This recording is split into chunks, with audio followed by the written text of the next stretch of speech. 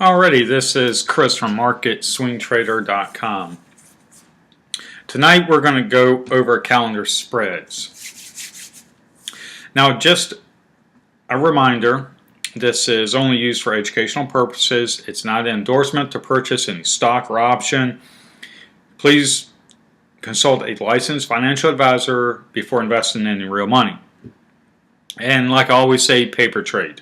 If you're new to options, please paper trade so you can understand how the different types of option trades there are, how they affect your position, and also you can get a good understanding of how the Greeks work when you are paper trading. So we're going to go over calendar spreads tonight. So what is a calendar spread? It's the simultaneous selling and buying on the same stock or ETF, but with different expiration dates, but at the same strike price. So let's look at the SPY here. We're going to look at the SPY, and we're going to look at January right here. Now, January has 50 days to expiration. So when I'm looking to put on a calendar spread, I'm looking for a range-bound trade. A trade that's trading like in a channel. And if I go over here to the Trade tab, we are looking at the SPY. Now right in here, we have a nice range-bound trading. Okay? Because these three red lines that I have here are the linear regression lines. Okay, so I'm looking for a range-bound trading, but also I like using this is on a daily chart. I like using the monthly person's pivots with the filters turned on.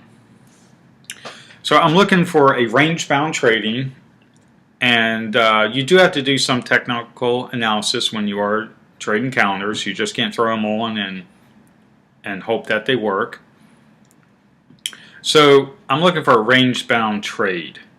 So when I'm looking to put on a calendar, and I use the stochastics, as you can see, we're running up, we're kind of bullish, and we are running up on the SPY. This right here and here is December monthly pivots, person's pivots. As you can see, the top of the linear regression line is right up there around the resistance pivot. So that is what I'm looking for, is the high of right here in December, but also the low that I'm looking for is around 118, because there's a support pivot. So between 118 and 134 is what I'm looking for. Now, I like doing calendar spreads on a range-bound trade. Now, I'm not saying this to go ahead and put it on the calendar here. I just want to show you what a calendar spread is. So if we go back to the Analyze tab, it's the simultaneous selling and buying on the same stock or ETF at the same strike price, but at a different month. So let's say on the SPY in January, we got 50 days to expiration. So let's say we're going to sell the 126 strike. So we're going to go ahead and sell it. But in February, we're going to purchase the 126 strike. Because you never just want to sell a naked call, because as we know, selling naked calls is very dangerous. If you sell a naked call of the SPY at 126, and let's say we go up to 150, before the expiration, you can have early exercise, which means you would have to go out and purchase the SPY at 126 and then sell it back to the individual that's exercising their right at 150. That's just very dangerous. You don't want to do it. You could lose a lot of money. It's very dangerous. So we are selling the 126 strike in January, but purchasing the 126 strike in February for insurance. Okay, because even if we do trade up to 150, you have limited risk. because you can go ahead and exercise the February, and then you would have 100 shares, and then you could sell those 100 shares to the person that exercised their right in January. So that's why you always want to have insurance. So let's look at the risk profile of this, and this is what I really like, is the risk profile. So we are selling the 126 January, okay, right there, January, selling the 126 and purchasing the February. This is a positive theta position because we are collecting 50 cents. Now, as the days go by and we have, let's say we go to the 30th of this month, okay, we would be making a profit. And as you can see, the theta keeps going up. We are collecting theta because we are selling a call and collecting theta. But we also have the February call that we purchased. Now, I'm going to go ahead and reset these. That is a calendar spread. Now, you don't have to sell the call and purchase the call in 2 steps. You can go right over to add simulated trades. You can go over and you can right click the 126, go over to buy calendar, and it's the same thing. As you can see right here, it says calendar. And you are selling the January and purchasing the February. So the January will expire and you're collecting premium. It expires before the February. That's why it's a positive theta position. We go back to the risk profile, and as you can see right here, that is what it looks like. So, in order for us to profit on this calendar spread, here is your break-even point. That little line right there, that vertical line is your break-even. This vertical line is your break-even. So as long as on January expiration, if we go down here, the January expiration is the 20th, which is the 3rd Friday of January, that's the expiration.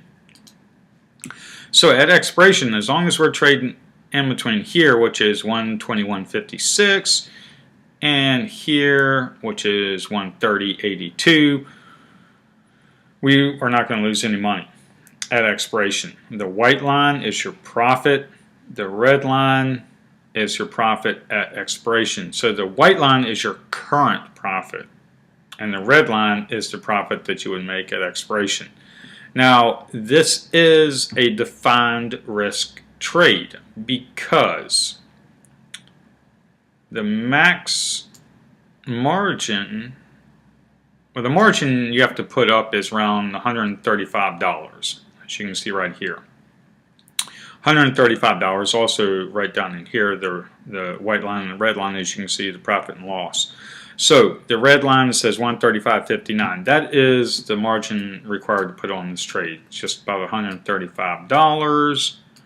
Okay, so let's say we go to the 30th of the month. So we go to the 30th, and let's say we're trading at 128. So at the 30th, you would be making around $23. So that you would make $23, but you're risking $135. That's pretty good risk reward. It doesn't matter if this stock, if the SPY goes all the way up to 200. The maximum that you can lose on this trade is $135. That is the max that you can lose on this trade. So it is defined risk. And as long as you trade in between the break-evens, you're going to make money at expiration. Do you always hold into expiration? Sometimes you might, but just remember, the closer you get to expiration, the higher the theta is, but also the more drastic move you have up or down, you're going to lose, you're not going to make as much profit. And that is what you need to understand. How I like to trade calendars is, let's say you put on 2 contracts. let's go up here and you put on 2 contracts. And let's say we go to the 30th. And let's say we go to the 30th and we're trading at 128. Okay. Well, right now we're making around $47. Okay, at 128, we're making about $47. What I would do is I would sell half of it and profit half of it. So I would sell half my position and go ahead and start booking some profits. Then what I would do is I would try to hold out that last contract. As long as it stays in between your break-even points, you're fine, and you can start looking to capture more profits. Once you sell half, and then you can, even a couple of days go by, let's say the 4th, and let's say it moves up to 129, you're still making a profit of $25.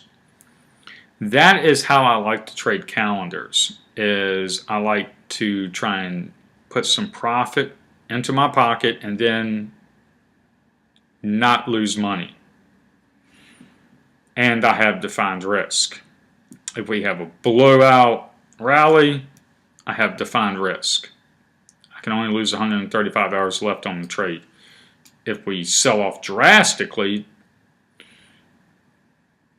very drastically, down to 50 on the SPY, I can only lose $138. That is why I do like the counter spreads. And I have gotten involved in counter spreads on stocks before where I thought they would go up, and then all of a sudden they don't go up and they keep going down, and they get to my break even, and I'm like, oh, it's going to go back up, and it doesn't, and it just keeps selling off, and then at expiration I just lose the money. It's a defined risk trade. Now, how do I trade these? I do the technical analysis. So let's say I'm looking at the SPY, and the linear regression right here, the middle line is right here, and we also have the pivot point of 123. Okay, so, and you can make adjustments on calendars. Those are different videos. I will go into making adjustments later. I will be making some videos of live trades where I am making adjustments, so you can understand why I'm making an adjustment and how you can take a trade that you think you would break even or lose money and actually salvage the trade and make money. So you always have to make sure you do your technical analysis. And I have other videos for technical analysis. You might be doing your own technical analysis. I like using the linear regression tools. I like using pivot point moving averages. I like using the monthly pivots, person's pivots, and these stochastics to keep me in the right direction. But that is the beauty of calendar spreads. You don't need to be right in your direction to go straight up to make money. You can go in this trade and the SPY can sell off to 122, and at expiration you were still going to profit. I mean, not very much on just one contract, around 15 bucks, but you would still not lose money. And that is why I do like these trades. And that is it for the calendar spreads. Thank you.